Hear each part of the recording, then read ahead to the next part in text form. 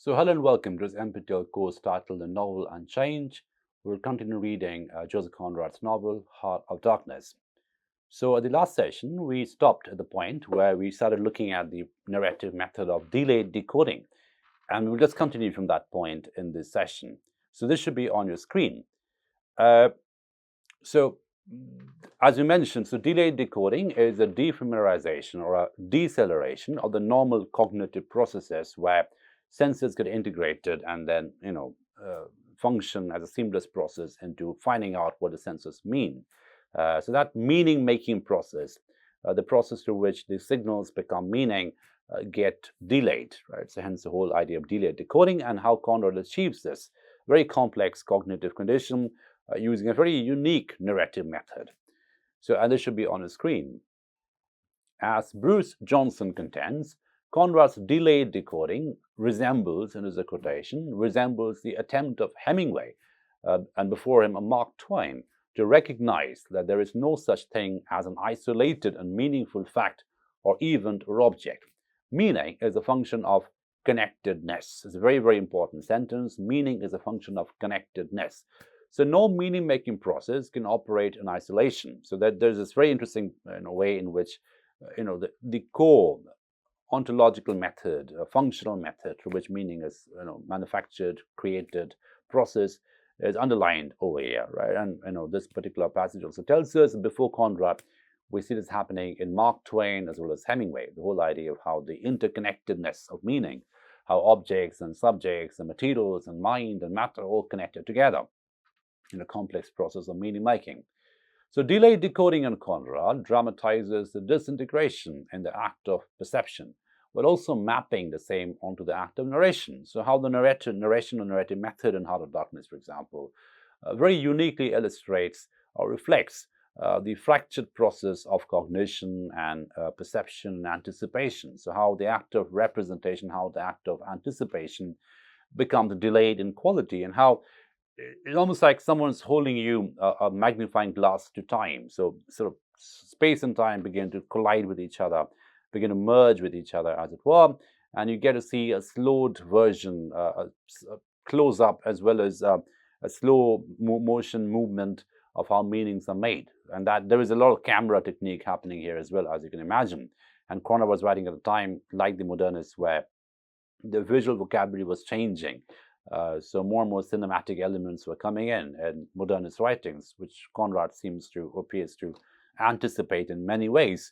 So it's a very magnified, decelerated version of time that we can see. Right. So as a gap, so delayed decoding in Conrad dramatizes the disintegration in the act of perception, while also mapping the same onto the act of narration. So act of perception is fractured, and the same fracture is mapped onto the act of narration. So again, we see an element of unmapping going on. It's a insufficient mapping, a non-successful mapping. And I use the word map again and again because map is such an important metaphor for imperialism. The whole engine of imperialism relied on perfect mapping or meaningful mapping. And we see how the exact opposite is happening in Conrad. It's a struggle to make meanings, a struggle to map meanings. And the struggle for mapping is also, in a way, deconstructing the fantasy of territorialization, the fantasy of cartographic constructs, which had fueled the engines of imperialism. So in a very fundamental, functional way, Heart of Darkness may be read as some kind of a meta text which deconstructs the empire narrative, right? And we see that happening through different narrative methods, including delayed decoding. So as a gap between impression and understanding, this was what I was about to say, as a gap between impression and understanding, delayed decoding in Conrad corresponds to what modern cognitive psychologists classify as a distinction between simple awareness and reflexive awareness. So simple awareness is what you see around you and how an object or a sense or an event creates an awareness, and reflexive awareness is the awareness of the awareness, right? So that the distinction is magnified in Conrad's novels, whereby the reflexivity associated with the immediate cognitive function of language is unsettled by the experience of cognition itself. How the experience of cognition over here, rather than seamlessly lending itself to self-awareness, actually fractures self-awareness, right? So the reason why we're using such a philosophical vocabulary over here, because this was also a time, late 19th century, beginning of 20th century, where the sense and experience and idea of the self begins to get more and more fractured in quality, right? So there's less certainty, there's less knowledge, there's actually more confusion, fear, anxiety, and panic about what the self may constitute. So the delayed temporality characterizing Marlowe's subjective awareness in Heart of Darkness supports the idea that increasingly interests researchers in cognitive psychology as well as phenomenology. And what is that? One that states that time comes into being as a function of our embodied interaction with the world. How time is a function of embodiment. It's a really radical claim, but then there's more and more evidence from neuroscience to back it. How the sense of temporality and how the sense of corporeality, sense of embodiment, are connected together in very, very interesting organic ways.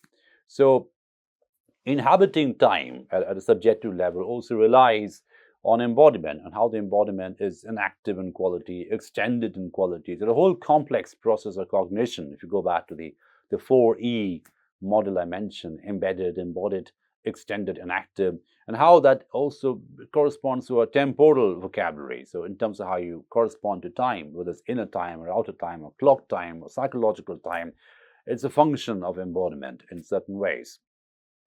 So as a cognitive condition that is unreliably reported in the retrospective narrative, delayed decoding in Conrad's Heart of Darkness takes the reader directly into the observer's consciousness at the very moment of perception before it has been translated into its cause, right? So the whole idea of the whole very seamless relation between cause and effect and meaning and sign is interrupted in Heart of Darkness, right? So the narrative method of delayed decoding causes this interruption.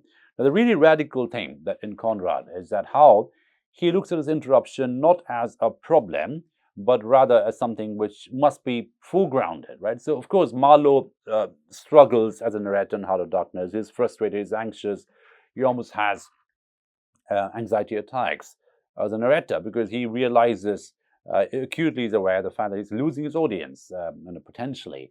That makes him neurotic, that makes him anxious, that makes him melancholic. There's sort of a lot of self-loathing happening in Marlowe because he doesn't really value himself as a storyteller because he realizes that his story is not really attracting attention, right? So all that is there. But of course, the entire thing is designed by Conrad. So it's a very deliberate strategy of unreliability, contingency, nervousness, anxiety, etc., which makes the whole narrative method a very complex process, which is obviously part of the legacy of Conrad. The Conradian legacy of delayed decoding is very, very evident in Heart of Darkness.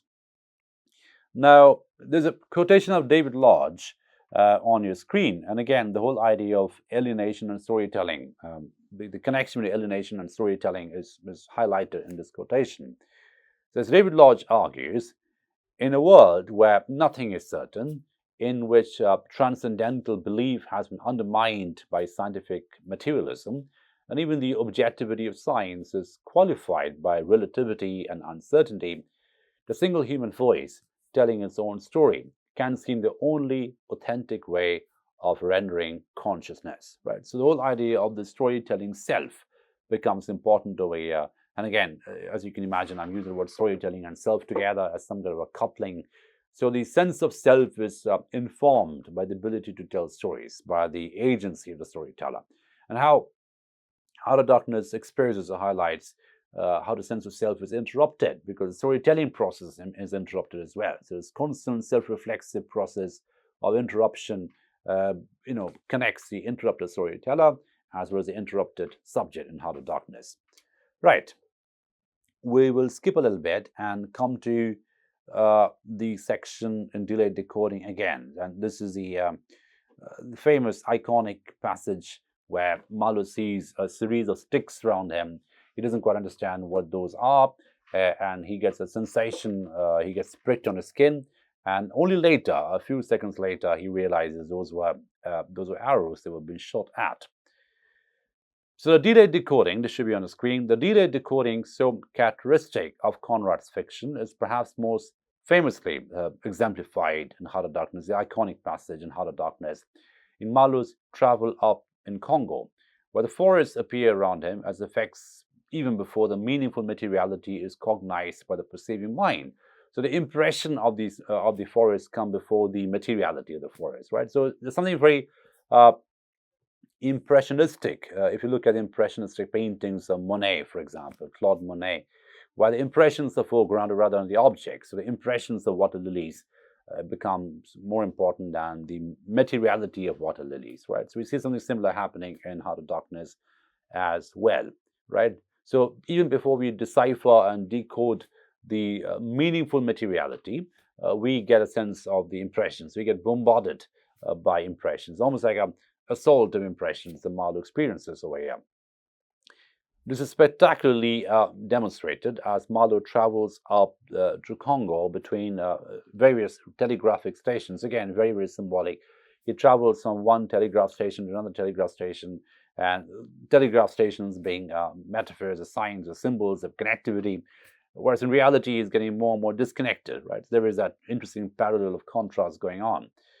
So, and he sees the effect of the shower of arrows on his senses before decoding their symbolic signification. The passage described thus illustrates the unsettled process of perception. And how so? Then I had to look at the river mighty quick because there was a snag in the fairway. Sticks, little sticks, were flying about. Thick, they were whizzing before my nose, dropping below me, striking behind me against my pilot house. All this time, the river, the shore, the woods were very quiet, perfectly quiet. I could only hear the heavy splashing thump of the stern wheel and the patter of these things. We cleared the snag clumsily. Arrows, by Jove! We were being shot at. So notice how the material thing comes right in the end, and there's a sense of very dense description of the impressions that arrows cause that come much later, right? That is foregrounded, that gets more highlighted. So the entire temporal sequence is reversed. Because normally in normal situations, we see the object first and then we get the impression, right? Here the impressions come in very dense, very overabundant manners. And then much later, we see the sort of temporal process being reversed and we see the objects at the end of it all. So the cognitive process here in operation moves from effect to the cause, from the impression of the object to the materiality of the same. So the reversal of the normal method. It thus depicts the manner of decoding that is a reversal of the normative process of cognition, where objects appear before the effect. Normally that's the case, right? This takes place through an economy of affect and shock, with the juxtaposition of a story of what happened to Marlowe and the tale of the effect of that those events had on him, right? So the impression becomes important, and of course the whole idea of objects and materiality and the ontic quality of the objects, they come much later. We'll skip a little bit. We'll begin to wind up now, and this should be on your screen.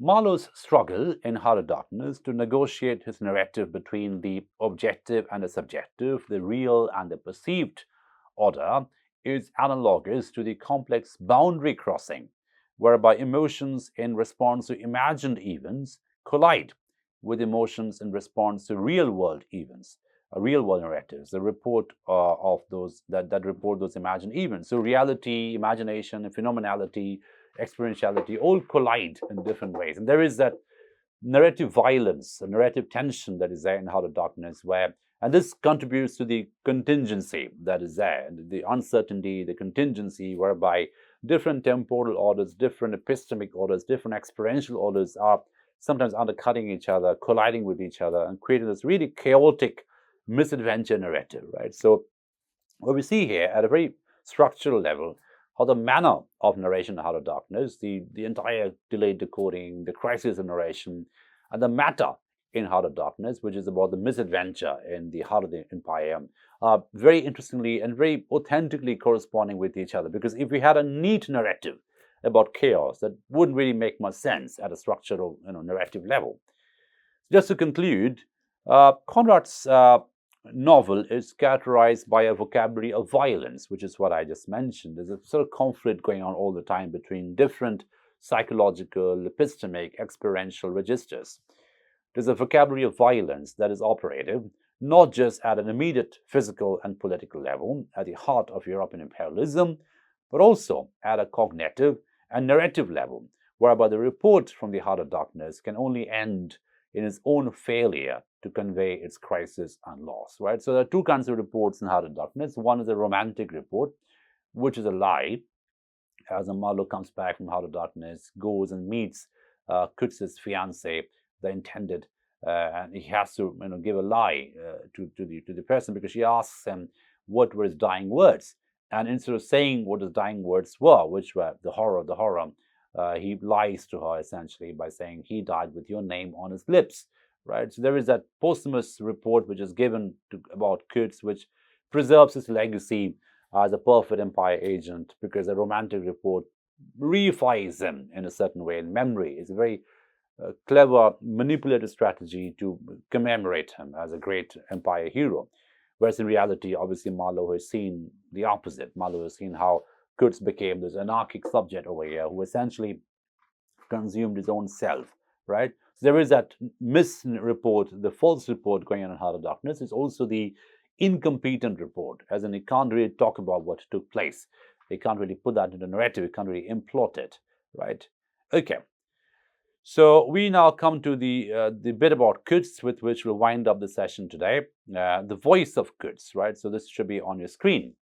How there's a sort of disembodied quality about Kurtz, almost fossil-like quality about Kurtz, something that is about to break if you touch him, something very intangible, something very spectral about Kurtz. Hearing the voice, right? So this hearing of the voice of Kurtz appears in resonance to Freud's notion of traumatic repetitions and dreams. So the whole idea of the traumatic repetition, the very ephemeral way, phantom-like way in which the dreams occur, according to Freud's theory, is something which we see happening in Heart of Darkness as well. And of course, along with the trauma, what is also important, what Freud also highlights, is the difficulty of reporting the thoughts behind them. So it's the almost impossible nature of dreams and traumatic repetitions to lend themselves into a neat narrative form. And that incompatibility between the narrative form and the traumatic repetition is something which was highlighted in Heart of Darkness as well. The spectral quality with which Kurtz appears in Marlowe's mind, one which furthers the novel's narrative indeterminacy, is underlined by his description thus. So this is the disembodied bit in Heart of Darkness, with which we will end.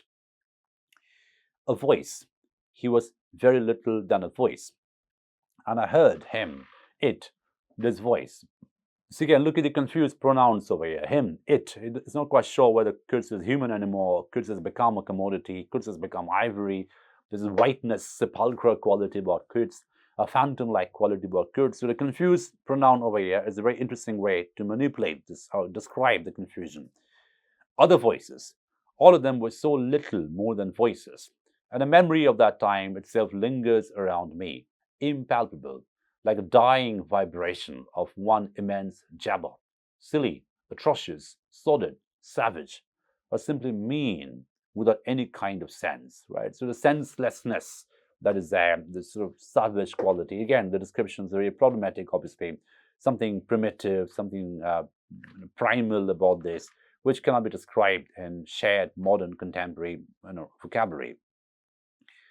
So Marlowe's voice hearing in Heart of Darkness is characteristic of what Conrad himself had classified as a condition where the subject loses all sense of reality in a kind of nightmare effect produced by existence, so a nightmarish quality about the subject whereby the subject loses the sense of reality and becomes phantom-like in quality as well. So Marlowe ends up becoming a phantom storyteller, becoming a spectral storyteller, because he's talking about specters, essentially. The voice of Kurtz and his dying words, famous dying words of Kurtz, the horror, that come back and keep consuming Marlowe with a haunted presence, almost hauntological, spectral presence, the traumatic repetition that Freud talks about. He hears the whispered cry, the horror, as it stands to wait for Kurtz's intended by a mahogany door. So again, the mahogany door becomes important because the mahogany comes from the materiality of the Heart of Darkness. That's the Empire commodity, which is shipped back to the inside to Europe. And obviously, Quds, as Marlowe has seen, how the entire traffic takes place. So the mahogany doorway has becomes important, very symbolically significant. So he hears a whispered cry, the horror, as it stands to wait for Quds is intended by a mahogany door, is symptomatic of the seance. So this very spectral, almost ghost-like quality, the planchet quality of ghost voices coming back, wherein figures of imperialist fantasy and guilt are plied with technological dreams and terrors, scientific discoveries and speculation. So this is a quotation from Marina Warner. Again, a very good example of how the uncanny in modernism, the uncanny in modernist fiction, this sort of phantom-like quality, spectral quality, also in a very interesting way connects to the technological materiality of modernism. So we talk about disembodied voices. We have the inventions and the increase in domestication of the gramophone, for example, which can record a voice long after the person is dead, right? So the traumatic, uncanny, disembodied voice also finds its domestic devices through the gramophone. Again, if you look at the very skeleton-like quality that's happening in Quds, through which Quds is described, we also remember this is a time in which visual technologies such as the camera, the X-ray, were also coming into being, which had this cultural notion of seeing through the subject, right? So penetrating the subject as it was. The X-ray quite literally penetrated the human body and gave us the core anatomical structure. And again, there's a sense of translucence, sense of seeing through that takes place in Heart of Darkness as well. Now, the whole idea of Quds becomes important, obviously. He is someone that we find that his mother was, he was educated partly in England. It should be on the screen. He was educated partly in England. His mother was half English. His father was half French. All Europe contributed to the making of Quds, a very metonymic manufactured product. So the whole Europe came together, made him into a final, finished, perfect product to be sent out to the empire. And once he's there, he becomes a perfect empire agent till the point comes where he transgresses and becomes too perfect, and after which he becomes a sort of monstrous creature, which becomes a problem for the empire. So we can see how the Frankenstein narrative also gets played out. We saw how that got played out in Great Expectations by Charles Dickens. We see that getting played out in Heart of Darkness as well. How Quds becomes the ultimate fantasy subject, the ultimate dream, the ultimate desire to be sent out to control the empire, control the engines of imperialism, except that it takes a step too many and becomes a problem, and the empire has now to get rid of it. So we stop at this point today, and we'll continue and wind up this reading of Heart of Darkness in the subsequent sessions. Thank you for your attention.